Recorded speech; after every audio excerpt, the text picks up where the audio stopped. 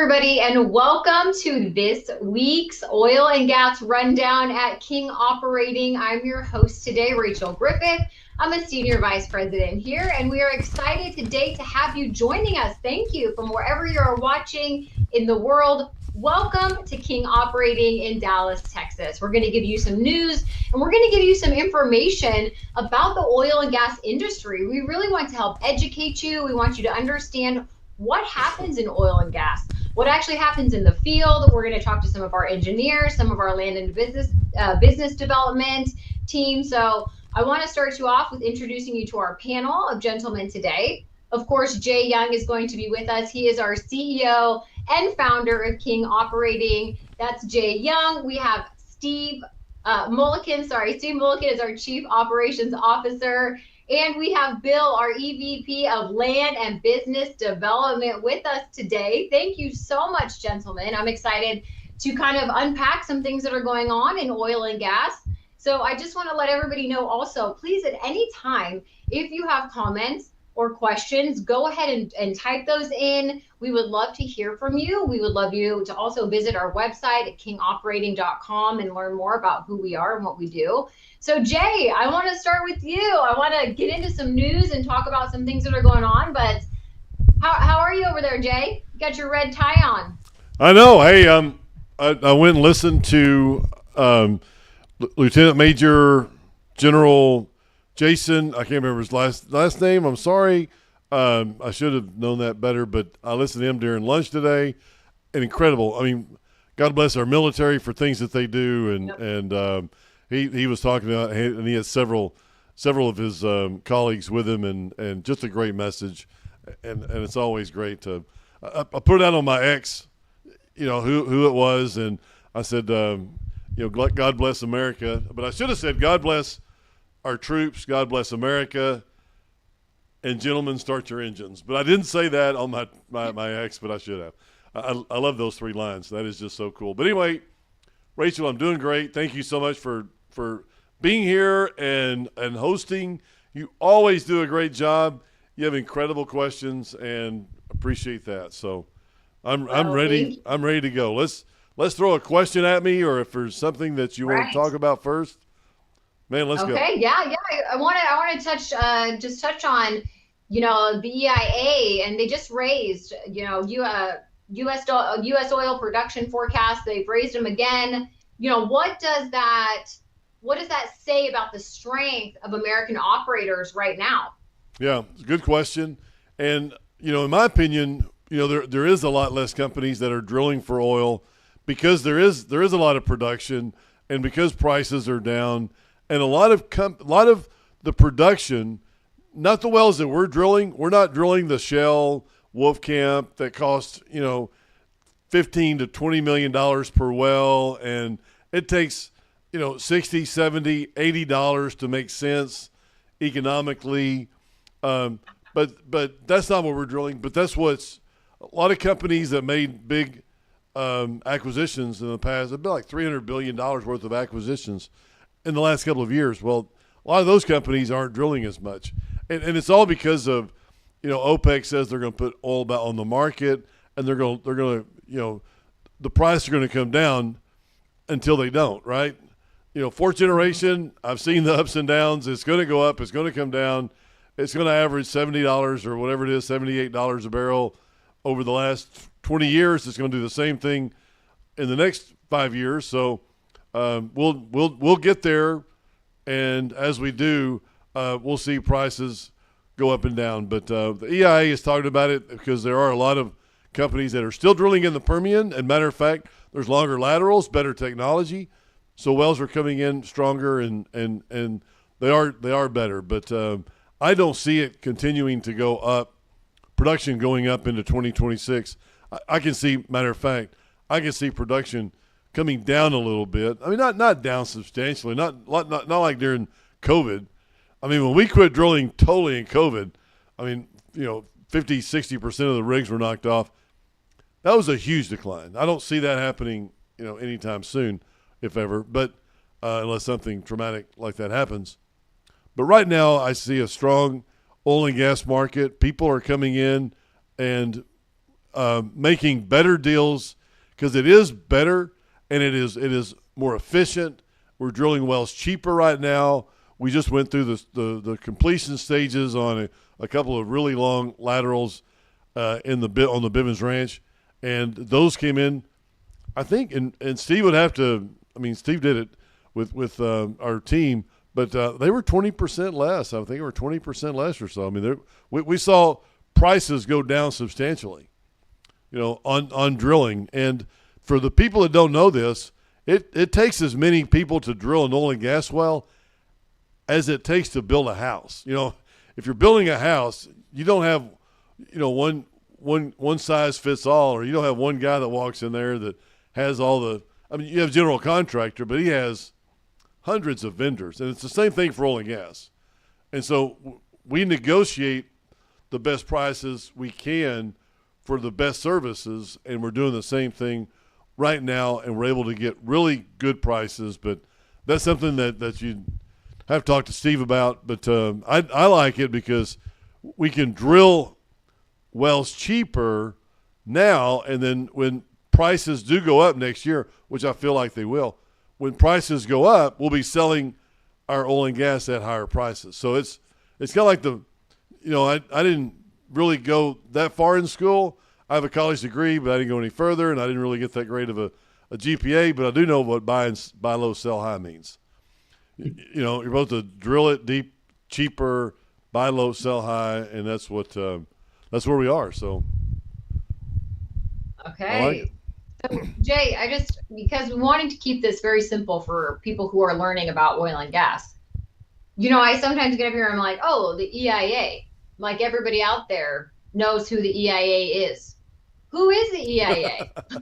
That's a government agency that. Tell these people. Yeah, tell them who this mysterious acronym is. It is. It is mysterious, and there is no company called the EIA. It's just something they threw together to try to baffle people.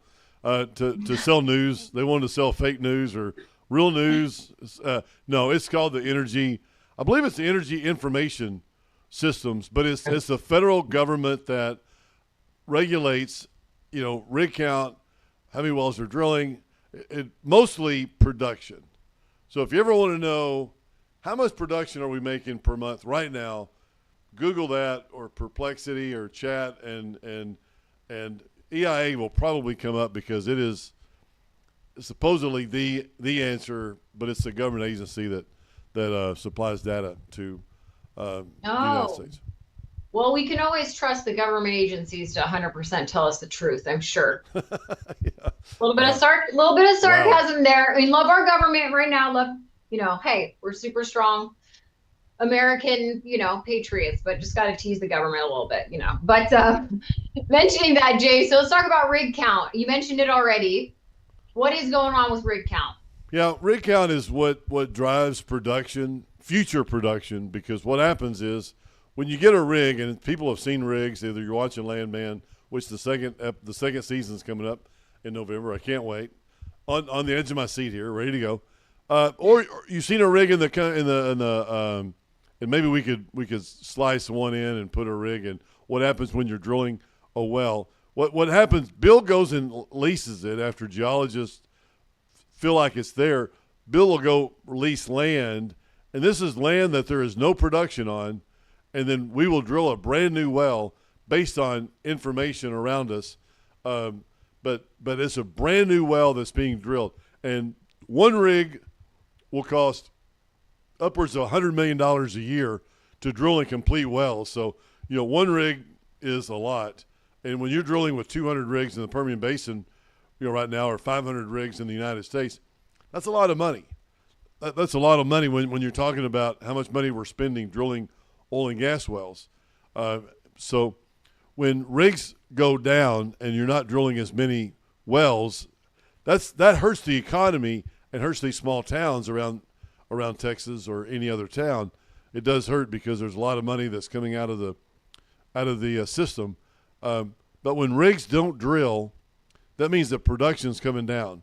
And if you have a lot less rigs drilling, which we have a 44% decline in some areas, in rig count, you're not drilling as many wells, and production's going down on the wells that you've already put online, it goes down substantially. So that what happens is you don't have as much oil on the market. We're not producing as much oil, and when we're not producing as much oil, Rachel, what happens is the reason why prices go up and down is because of economics 101, right? If I have more of my product on the market and the demand is stable, prices will go down. I mean, it's all about supply and demand. Same reason. So when you don't have as much oil in the United States because our rig count's down, we have a problem. That means that prices are going to go up because we don't have as much supply on the market. And so that's what happens in the cycle, just like everything. And that's what's going to happen to us. I've been saying this for several months, and then the Chevron CEO said it last night, and I put it on my X feeder. I said, hey, now this guy's listening to me, watching the Jay Young show, I guess. No, I'm just kidding. But he's finally learning that, hey, you know what? When we don't have as many rigs drilling for oil and wells decline that are already online at a fast pace, we're not going to have as much oil here in 3 months, 6 months, 9 months. It's going to be a problem. And we're going to have to go other places to get it. And guess what? They're not going to sell it to us at a discount. When they know that we need it and our demand continues to go up for oil and gas, when they know it's going up and they know we need it, they're not going to sell it to us at a discount. They're going to charge us a lot more money. So that's why I see prices, production going down, prices going up into 2026. Yep. Well, thank you so much, Jay, for that. And I just want to shift over for a minute. We have a couple other gentlemen. I want to make sure we get time to hear from them. And many of you have seen Steve before. Steve Mulliken, you are not a stranger to the Oil and Gas Rundown or even a stranger to doing webinars with me at this point. So I'm glad to have you on today. Hi, Steve. Hello, Rachel. It's glad to be on, and always an honor to have you quiz us. Oh, perfect. Well, today I am interested to get into this question, and it's talking about the industry seeing some record efficiency and lower emissions. And as an engineer, what do you think is driving those improvements in the field? Well, a lot of things do drive it. I mean, one thing, the technology that we have in the field these days, I mean, just from horizontal drilling as a whole, is that we are able to, part of the rig count reductions and things have come from we're drilling horizontal wells in place of a lot of vertical wells. In the past, when we had huge rig counts, we were drilling a huge amount of vertical wells, which, each one of those wells had a rig, and we were, just the emissions off of those wells were quite a bit. And so part of this reduction in rig count is because we're sitting here drilling longer laterals now. I mean, we started out, I think I've mentioned this before, first horizontal well I ever drilled, probably 30 years ago, we were ecstatic. We got to like a little over 1,000 feet horizontal. And, if you would have told me we would be at a mile at that point in time, I would have told you we're crazy. And now we're doing 1, 2, 3, even more, even greater than 3-mile laterals in some places. It's pretty incredible. But with that, that type of technology, again, we're in a sense, a horizontal well is drilling multiple vertical wells with one wellbore. So that in itself is efficient. Plus, just like in your vehicles that we have, and just the efficiencies of all the, what we're running on the rigs themselves, that in itself is also cutting back on emissions. And we have a lot of AI programming that looks at how power generation is more efficient. All of those things combined is what's been a reduction in emissions, and again in our efficiencies for that.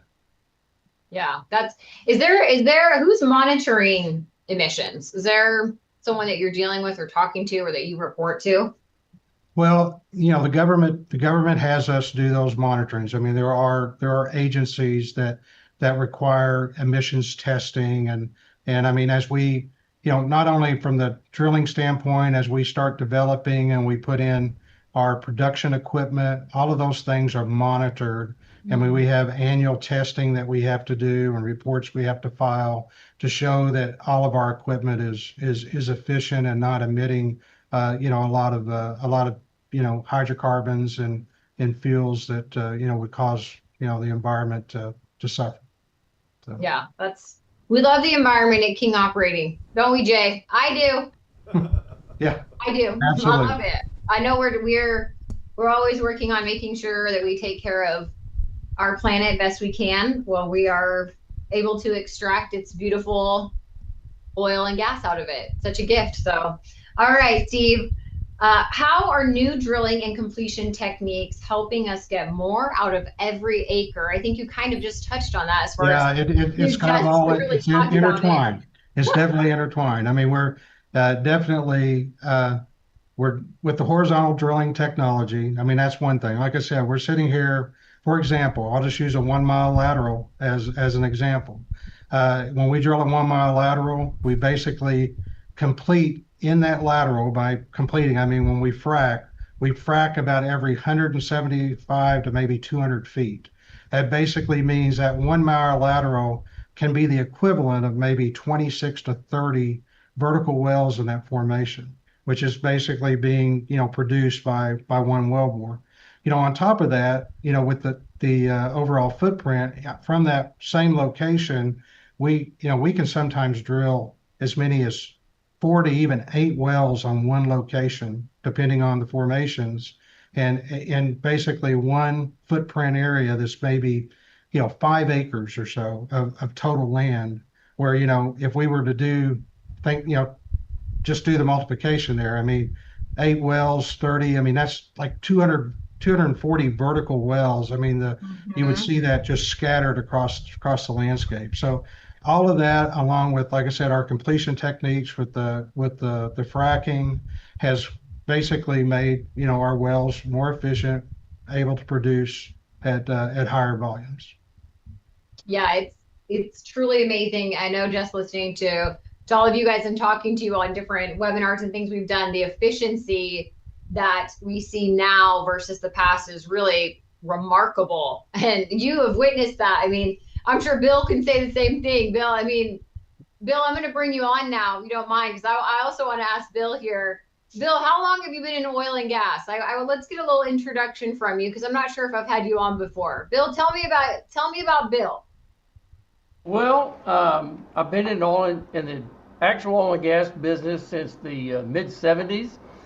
Spent most of my time working in the continental United States, some of which was in the Gulf of Mexico, and I've also been heavily involved on the international front with various companies, and mainly in South America and North America and Canada. Canada is very similar to the U.S. in many respects, except in the United States, the vast majority of the minerals are owned by you and I and regular landowners. And most other countries, it's owned by their federal government. Like in Canada, it's owned by the Crown. And in South America, it's all owned by the country, not individuals. So I've been doing it for a long time. Yeah, I'm very familiar with that, because some of you know I lived in Kenya for a very long time, and definitely the government owns everything, and they control all of the power sector and energy sector, and that's a very interesting world to live in. So, Bill, I want to ask you a couple questions today, and I want to start by, as drilling ramps up, how important is it to secure the right to acreage early before the next wave of activity hits? So, Bill, tell me first, you're doing land and business development. Tell everybody first what it is you do when you're doing land and business development. Well, it's different in a small company than a large company. In a large company, you may have a landman that just does one function, look over leasing.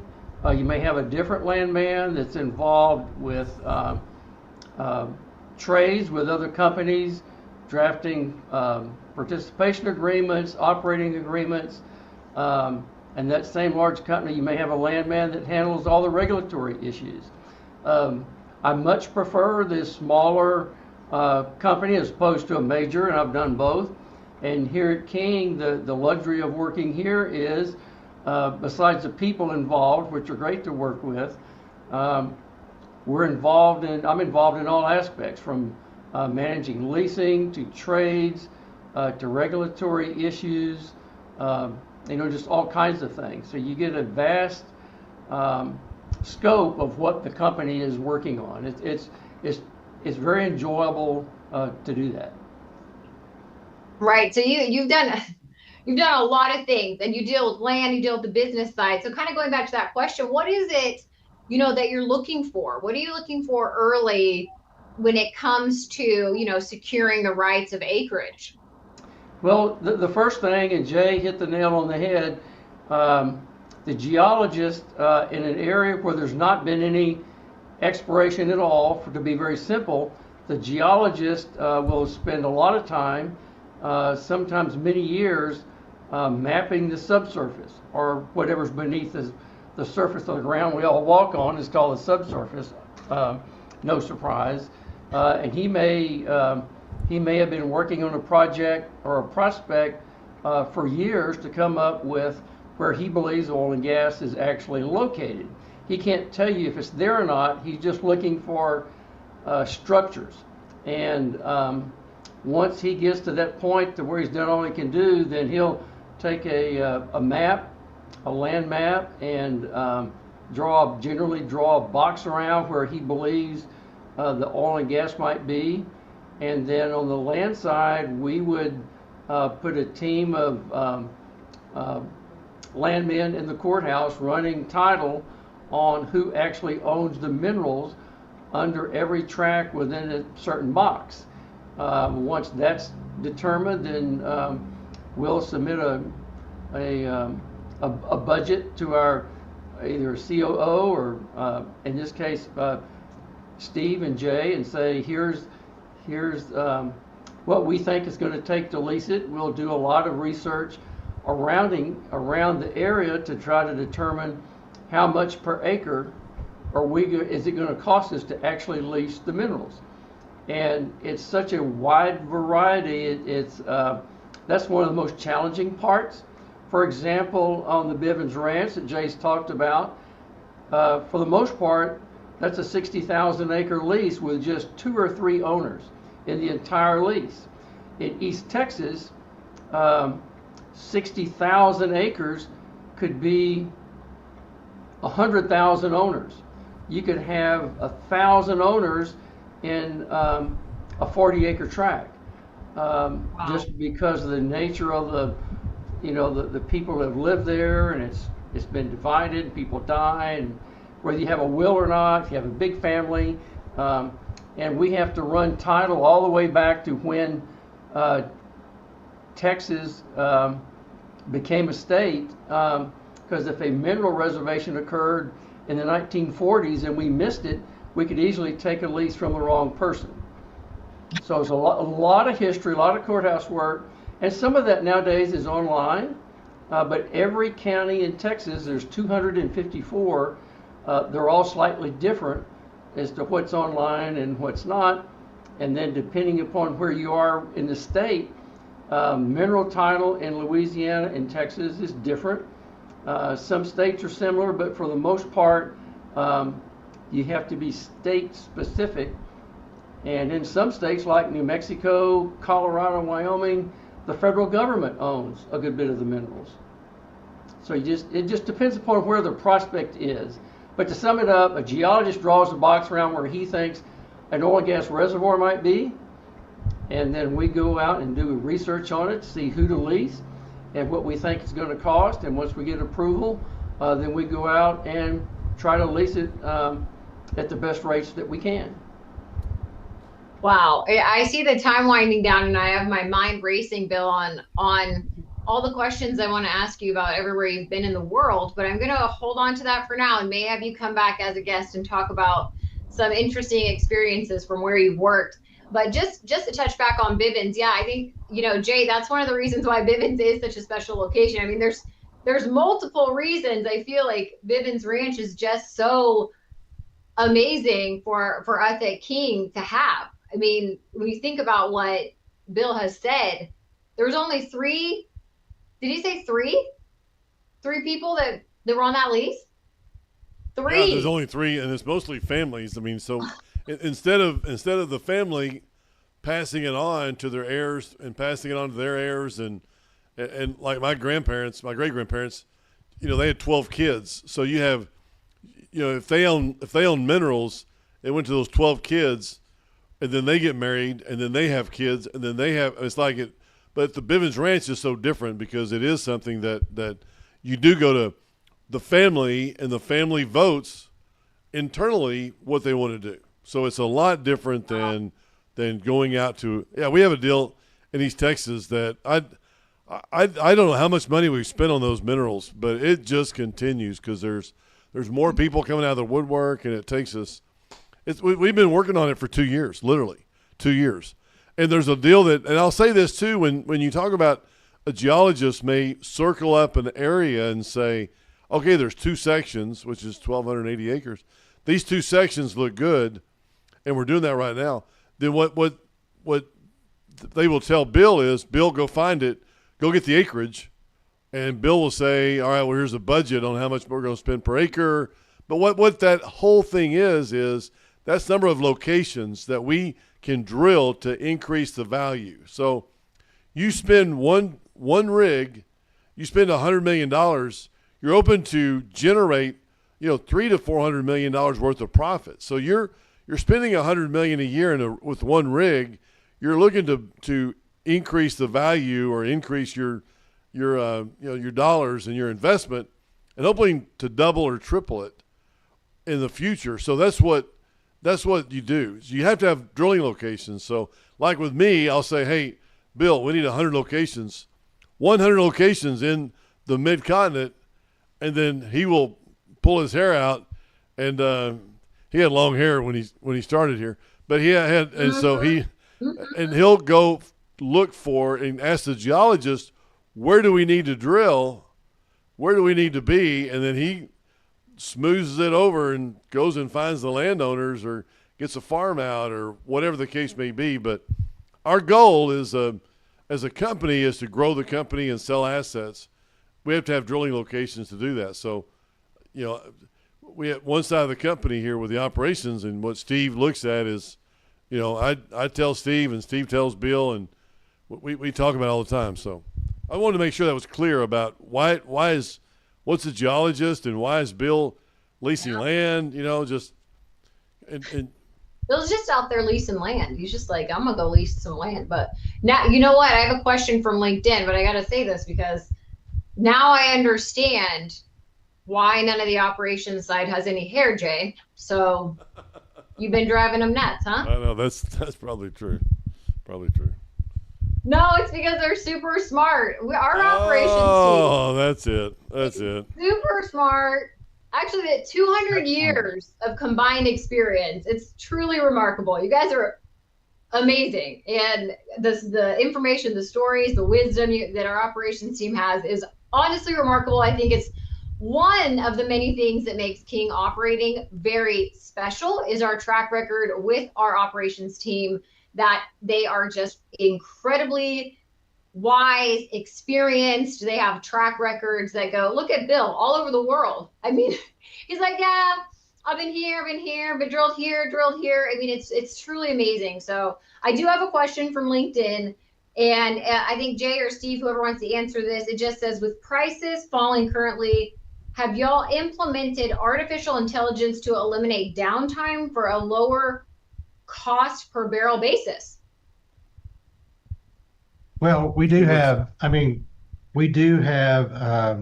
automation and monitoring that, allows us to primarily keep track of our downtime and minimize that to, much more significantly than, what it was when Bill and I first started in the industry, and we were basically, doing it with a big chief pad and basically one of those giant pencils from kindergarten. But, but number twos, the number two. Yeah, the number two. Well, yeah, and but again, we do monitor that. We are looking at other as AI is becoming bigger and bigger. We are looking at different potential opportunities at of being able to utilize that. We do feel like that's just something that is of the future. I mean, yeah, I mean, I put all my money in on a VHS tape player and see where that left me. So no, we've learned that technology is good. I mean, you can see just from what's going on with horizontal drilling, with fracking.